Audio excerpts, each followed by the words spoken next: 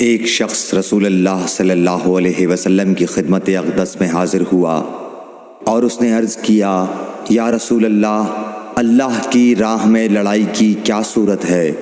کیونکہ ہم میں سے کوئی غصے کی وجہ سے اور کوئی غیرت کی وجہ سے جنگ کرتا ہے۔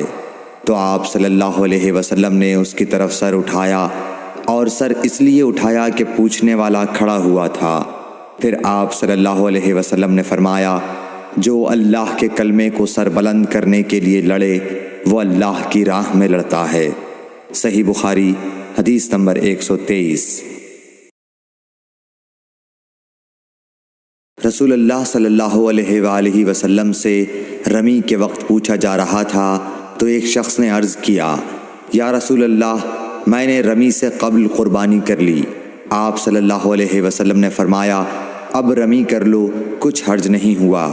دوسرے نے کہا، یا رسول اللہ، میں نے قربانی سے پہلے سر منڈا لیا۔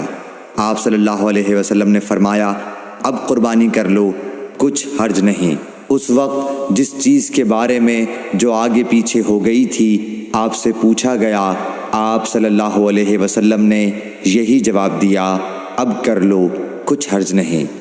صحیح بخاری حدیث نمبر 124۔